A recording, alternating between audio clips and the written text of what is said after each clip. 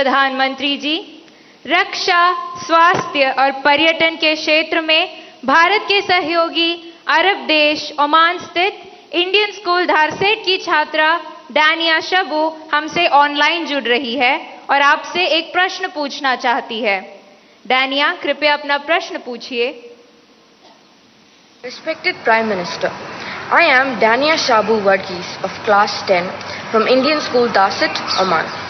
My question is, how do cultural and societal expectations contribute to the pressure students feel during examinations, and how can these external influences be addressed?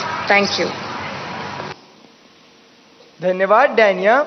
Sir, विश्व के सबसे बड़े लोकतंत्र भारत की राजधानी दिल्ली स्थित government Sarvodaya बाल विद्यालय बुराड़ी से मोहम्मद अर्श हमसे ऑनलाइन जुड़ रहे हैं और आपसे अपने मन के संदेह का निवारण चाहते हैं। मोहम्मद अर्श, कृपया अपना प्रश्न पूछिए। माननीय प्रधानमंत्री जी, नमस्कार। मेरा नाम अर्श है। मैं जीएसबीवी बुराड़ी 12th H का छात्र हूं। मेरा आपसे प्रश्न ये है कि हम अपने परिवेश में परीक्षाओं को लेकर नकारात्मक चर्चाओं को कैसे संबोधित कर सकते हैं, जो हमारी पढ़ाई और अच्छा प्रदर्शन करने की क्षमता को महत्वपूर्ण रूप से प्रभावित करती है। क्या छात्रों के लिए अधिक सकारात्मक और सहायक वातावरण बनाने के लिए कदम उठाए जा सकते हैं? धन्यवाद। Thank you Mohammad. ओमान से दानिया शबू और दिल्ली से मोहम्मद अर्श तथा हमारे जैसे अनेक विद्यार्थी समाज और आसपास के लोगों की एक्सपेक्टेशंस के प्रेशर को हैंडल नहीं कर पाते। कृपया उनका मार्गदर्शन करें।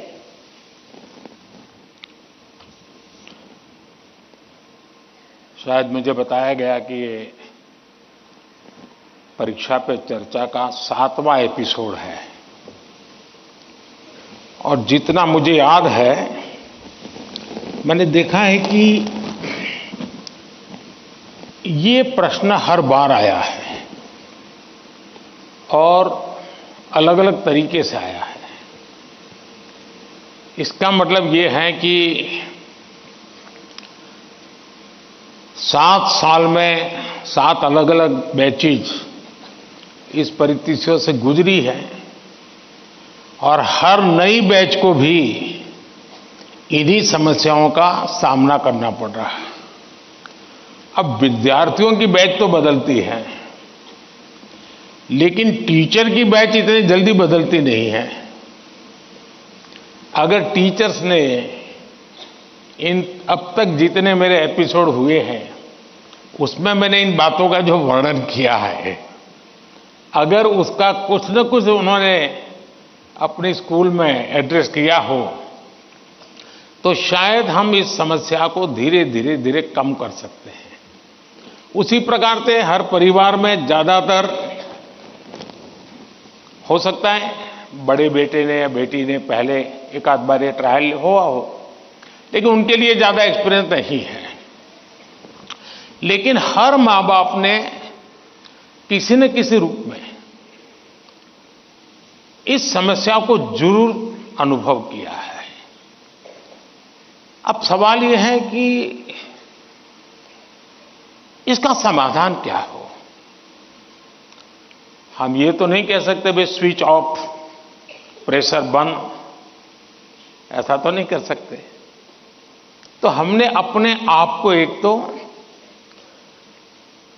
किसी भी प्रकार के प्रेशर को झेलने के लिए सामर्थ्यवान बनाना चाहिए।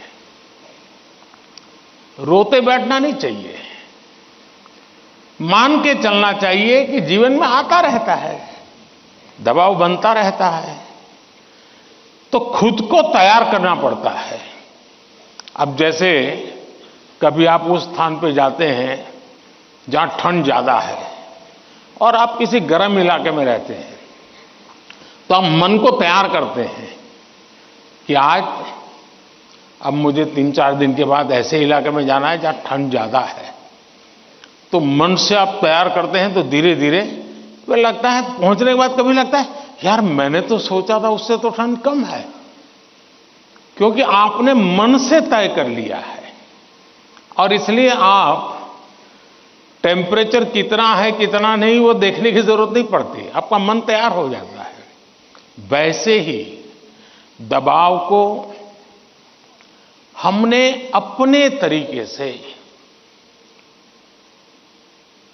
मन से एक बार इस स्थिति से जीतना है, ये तो संकल्प करना होता है। दूसरा, ये जरा दबाव के प्रकार देखें। एक तो दबाव होता है खुद ने ही जो अपने लिए तय करके रखा है कि सुबह 4 बजे उठना ही उठना है, रात को 11 बजे तक पढ़ना ही पढ़ना है, आपने तो इतने आंसर सॉल्व करके ही जीतना है, और बड़ा दबाव खुद ही अनुभव करते हैं। मैं समझता हूं हमने उतना स्ट्रेच नहीं करना चाहिए कि जिसके कारण हमारी एबिलिटी ही टूट जाए। हमने स्लोली इंक्रीमेंट करना चाहिए। चलिए भाई, कल मैंने 7 क्वेश्चन सॉल्व किए थे रात को, आज 8 करूंगा। फिर मुझे वरना मैं 15 तय करूं और 7 ही कर पाऊं तो सुबह उठता है, यार देखो कल तो कर नहीं पाए, आज करूंगा। तो एक खुद भी दबाव के प्रेशर पैदा करते हैं। हमने इसको थोड़ा साइंटिफिक तरीके से कर रहे हैं। दूसरा, माँ बाप प्रेशर पैदा करते हैं, ये क्यों नहीं किया, वो क्यों नहीं किया, क्यों सोता रहा, चलो जल्दी उठते नहीं हो, पता नहीं एग्जाम है, और यहां तक कहते हैं देख वो तेरा दोस्त क्या करता है, तू क्या करता है। ये सुबह शाम जो कमेंट्री चलती है, रनिंग कमेंट्री, और कभी माँ थक जाती है तो पापा की कमेंट्री शुरू होती है, कभी पापा थक जाते हैं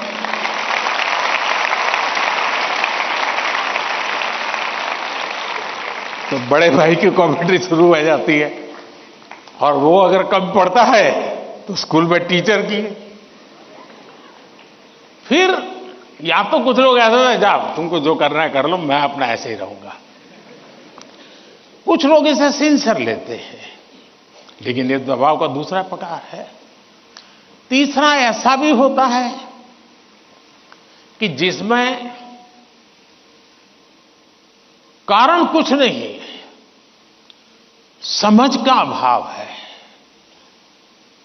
और बिना कारण उसको हम संकट मान लेते हैं। जब एक्चुअली करते हैं तो लगता है नहीं यार इतना मुश्किल नहीं था, मैंने बेकार में दबाव झेलता रहा। तो मुझे लगता है कि एक तो इनको पूरे परिवार ने, टीचर ने, सबने मिलकर के एड्रेस करना होगा। सिर्फ स्टूडेंट एड्रेस कर लेगा, सिर्फ पेरेंट्स एड्रेस कर लेंगे, इतने से बात बननी नहीं है। और मैं मानता हूं कि ये लगातार परिवारों में भी बातचीत होती रहनी चाहिए। हर परिवार ऐसे स्थितियों में कैसे हैंडल करता है उसकी चर्चाएं होनी चाहिए। उसकी एक सिस्टमेटिक थियरी के बजाय हमने धीरे धीरे चीजों को इवॉल्व करना चाहिए। अगर ये इवॉल्व करते हैं तो मुझे पक्का विश्वास है कि हम इन चीजों से बाहर निकल के आते हैं।